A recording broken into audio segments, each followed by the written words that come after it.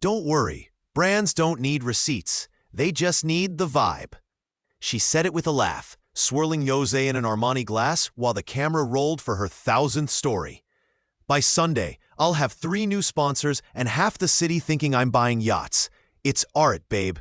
I heard that sentence from across my kitchen table, through the speaker of a call I joined to finalize a small paid collaboration.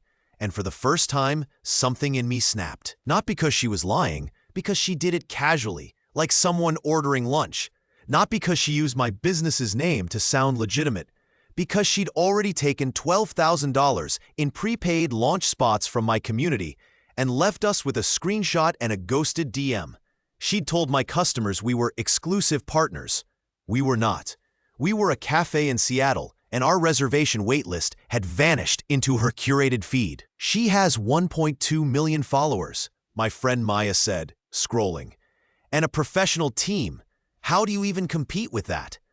What I knew then, and what I'd convinced myself of in the months after, was this. Followers can be bought. Lifestyles can be rented. Photos can be stitched into a life you never lived. What I didn't know was how deep the rabbit hole went. But I had no idea what I was about to discover. Have you ever paid someone for a promise and felt like the promise was a physical thing you could hold until it disappeared? Tell me in the comments. Would you sue? Would you scream? Would you walk away?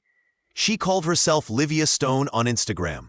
Livia, in diamond filter and soft focus, wearing different designer bags in every city. Her feed read like a Netflix show. Aspen Chalet, Amalfi dinner, a Tesla shot in front of a glass-walled penthouse. She sold a lifestyle and then sold the method, a $497 Live Lux course, promising brand partnerships, sponsored travel, and a 6-figure life in 12 months. 5,000 people bought it in a weekend. Some of them were teenagers using their parents' cards. Some were small business owners like me who wanted a real boost. 2 weeks after my collaboration payment vanished, a push notification showed she'd posted a capstone retreat, a weekend on a rented yacht in Puget Sound, with exclusive brand partners listed on the event page.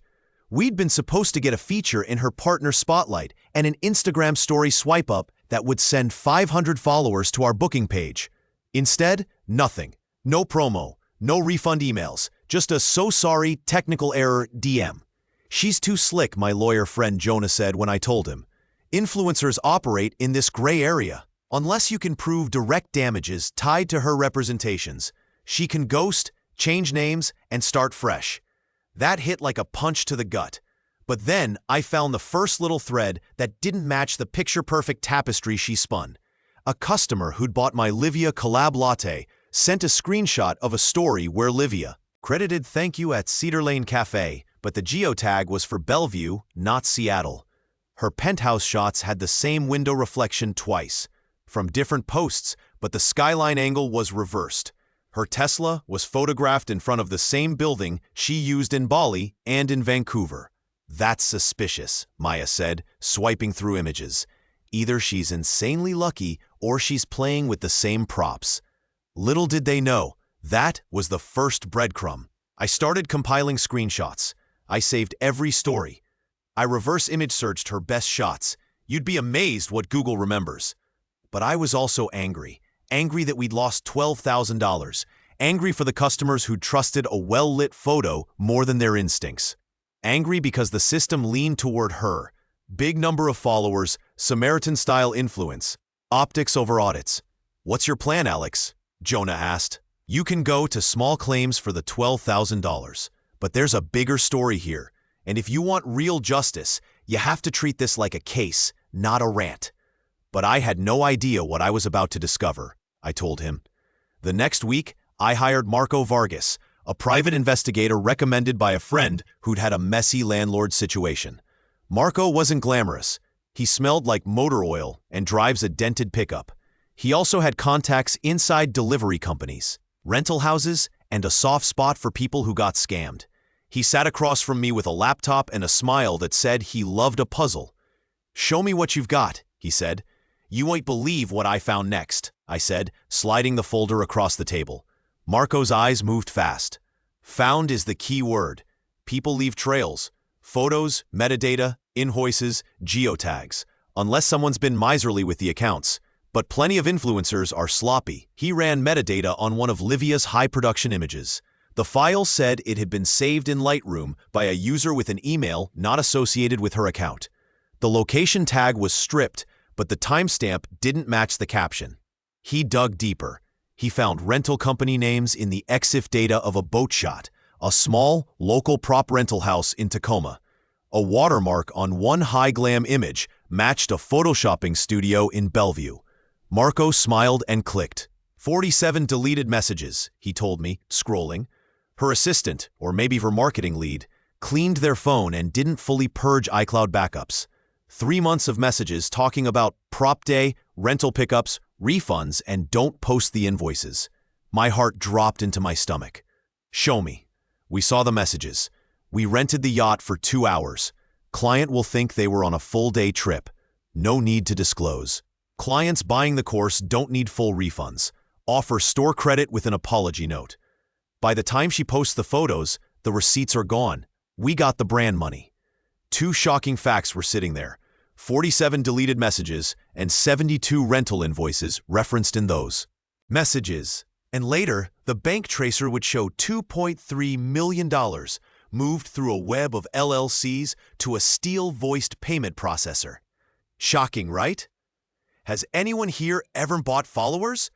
Would you believe a 6-figure quick flip could look like a dream? But then, the plan to expose her had to survive 3 things: the platform's policies, her lawyer's threats, and our own fear. We filed complaints. We started a class action coordination thread in a closed group of affected customers. We gathered receipts, tags, and screenshots from everyone. Entrepreneurs who'd paid for the Live Lux course, teens who'd bought the affiliate starter pack, and small brands that had paid for collabs. It got messy fast.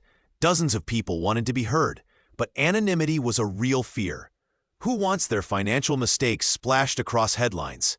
But we kept going. Why sue? Someone asked in the group thread, "Isn't this just how the internet is now?" Because it's fraud if she knowingly misrepresented goods and services for money, Marco wrote. Because she promised exclusive partners and took money without delivering what was promised. Because a lot of folks have lost more than they can afford. We hired Margaret Chen, a divorce and commercial litigator I'd met through a friend. Margaret had handled asset disputes for 3 decades and smiled in court like it was her living room. "This," she said, tapping the folder of scraped evidence, "is the most sophisticated asset protection I've seen applied to social influence.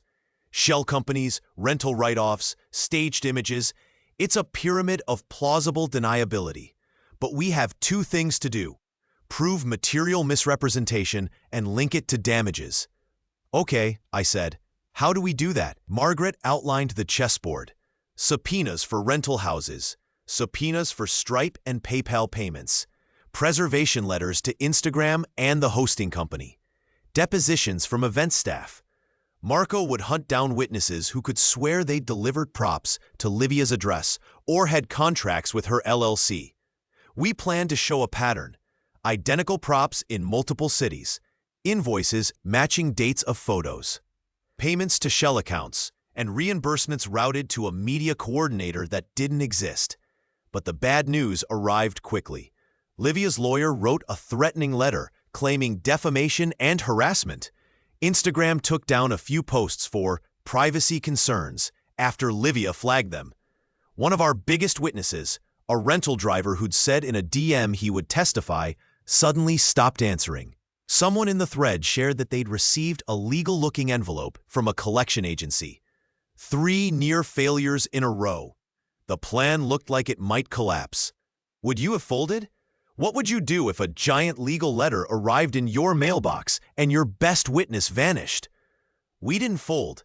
Marco found a lead no one expected. A Ring doorbell at a townhouse in Renton had recorded a delivery. The footage was grainy and mundane. A white van, 2 men unloading wicker chairs and a cooler. But the timestamp matched the day Livia posted her yacht picnic photo. The van had a company name stenciled on the side that matched one of the rental invoices we recovered from an obscure Prop Rentals LLC. We subpoenaed those records, and to the rental company's surprise, they still had their invoices. The invoices had been emailed to an address registered under a company called Crimson Media LLC, one of the many shell accounts pointing to her manager, Emma Park. Emma Park? That's her publicist, Jonah said, frowning. She'll deny everything. Emma did at first, but then Marco found a text thread between Emma and someone called Liv's VA, where they discussed staging for the feed and refund language. It was messy. It was human. It was damning. You won't believe what I found next, I kept saying to friends, because every time we pulled a thread, it unraveled a dozen more. But we hit a wall in court. On the morning of our first hearing, the court clerk said the judge couldn't hear it because of a technicality. Our class action paperwork had a deadline misfiled by 1 day. For a minute, the whole thing seemed to evaporate. And then we had a win. The judge, an older woman with sharp eyes and less patience for performances, asked our opponent to explain why a publicly traded brand had been listed as exclusive partner with no contract. When Livia's attorney stumbled and called the Live Lux course a self-help package, the judge's eyebrow did a small, lethal lift. The courtroom felt like a theater. Livia walked in a white dress and a new haircut. She sat like she owned the room. She smiled and mouthed names. She was a curated defiance. "You're here to tell this court you had no idea your photos were staged?" Margaret asked when she cross-examined Livia. "People collaborate," Livia said, smooth. "I curate. I don't have to know the logistics of every props delivery. My followers love me for authenticity." "Authenticity?" Margaret repeated. "By allowing your team to allocate rented yachts to images that were filmed for 2 hours and then sold as exclusive retreats? And by charging course attendees $497 for promises of brand deals that never materialized? You realize that's not a semantic difference, Miss Stone." Livia smiled. "You're trying to make semantics into a crime." It was in that moment I watched Livia's armor, the curated grin, the calm posture, begin to chip. We played the Ring doorbell footage on a laptop held up in evidence. The sound in the room was tiny, but the van's logo read Tideline Props. The rental invoices were in evidence. The 47 deleted messages were read aloud by Margaret, word for word. The DM where Livia wrote, "By the time refunds are requested, the chargebacks will be processed and I'll be in Italy," hit the room like a thrown brick. "Miss Stone," the judge said slowly, "do you deny authoring that message?" Livia's lips trembled. Then, she admitted to delegating. "I didn't see that text, I don't," but then Marco walked to the witness stand and said something that felt small and enormous. "We have GPS logs from Tideline showing delivery to 123 Westlake, not to any dock. The boat in the photo was a staged prop. The image's GPS coordinates correspond to a storage yard." The aha moment wasn't explosive in pyrotechnics. It was ordinary and unarguable. Photos have data. Vans have GPS. Invoices have numbers. Money moves. "Objection!" Livia's attorney shouted. He tried to call it hearsay. He tried to unscrew the bolts. Margaret prepped for the motion. Over and over, they tried to argue that followers are impressions and not guarantees. They argued that refunds were discretionary and that the course's terms disclaimed guarantees. I remember thinking, this is why everybody loves the scam, because the law is a language built for contracts, not for promises of lifestyle. But then we had the receipts, and receipts are contract language.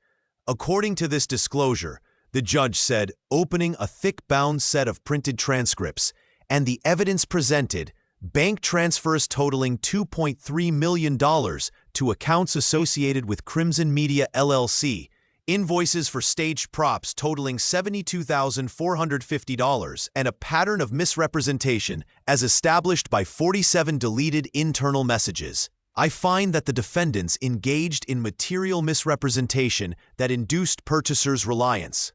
The words landed and the room tilted. People started to cry. People started to clap quietly. Margaret looked at me with a half-smile that said, "We did it." I watched Livia's face go through stages, arrogant to shocked, shocked to hollow. Her team tried to save her. Sponsors, brand managers, who'd been sitting quietly, rose from the gallery. One by one, they told the court they'd been misled by a public persona and that continuing a relationship would be reputational suicide.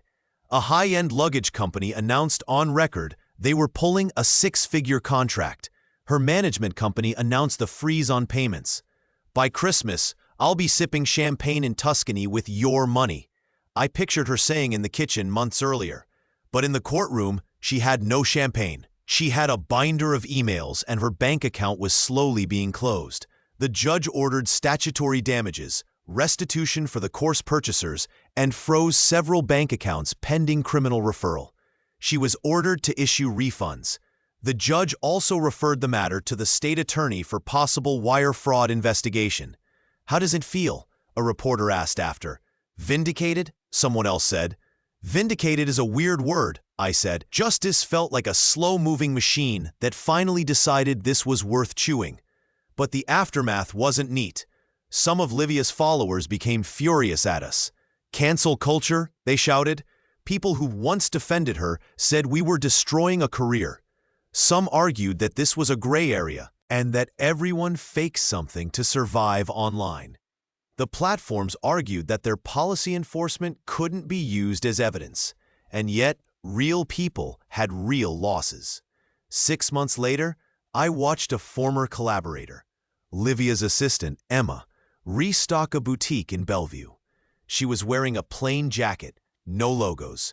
She avoided my eyes when I passed. I saw her put on a name tag and welcome a customer. Meanwhile, the course page redirected to a refund notice. The yacht company posted a note about unauthorized use of imagery. Sponsors published statements promising tighter vetting. "She used rented props and Photoshop," Marco said once, shaking his head. The culture around influence rewards images, not truth. Was I happy to watch her fall? Some days I felt relieved. Other days I felt empty. The $12,000 came back into my account, in chunks, with a letter that said settlement. But there were intangible recoveries. Customers who returned saying they trusted us more because we'd stood up. And a new line I launched, Verified Partners, with clear contracts and recorded testimonials. We rebuilt slowly. Faith in a system that didn't let optics override facts was the real currency. "Some people think I went too far," I told Maya one night, scrolling through the press. "Was I wrong to sue? Tell me I'm not crazy for what I did next. Tell me what you think. Would you have sued? Have you ever been scammed by someone who looked too rich online? Drop your answer in the comments. Before I forget, a few pieces of proof I put online for anyone who doubts this. I have screenshots of the 47 deleted messages, the Tideline prop invoice PDFs, a Ring doorbell timestamped clip, and the bank trail showing $2.3 million in transfers. The court documents are public record. You can look them up if you need names or dates.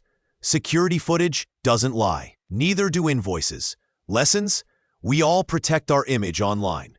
We've all curated phantom lives at some point. A better photo, a flattering angle. Anyone who's been through business knows the difference between projection and misrepresentation. This was misrepresentation with intent and with profit. Here's the bottom line. Money and image are different forms of trust. Livia converted photo illusions into cash until someone followed the money and the props. If you're selling anything, a product, a course, a service, the mirror of accountability is always going to show you eventually. You can Photoshop the highlights, but you can't Photoshop a subpoena. If you were in my shoes, what would you have done differently? Would you have publicized the evidence sooner or worked quietly through the courts? Would you have demanded criminal referral faster? If you've been scammed by an influencer, tell me your story below. Was I right to put my small business through all of this noise? Some say revenge isn't justice. What do you think? If you want more stories where people get called out and held accountable, real-life court and investigator-led takedowns, Stick around. I have dozens more. And if you want to see the receipts I mentioned, they're linked in the description and court records. Go look them up and tell me what shocks you the most. For now, when I cup a coffee at Cedar Lane, sometimes someone will say, "You're the cafe that sued Livia." And I tell them honestly, we wanted our customers respected. The rest was a surprise that turned into work. There are no trophies. Only evidence and the knowledge that images with enough receipts behind them can, in fact, break.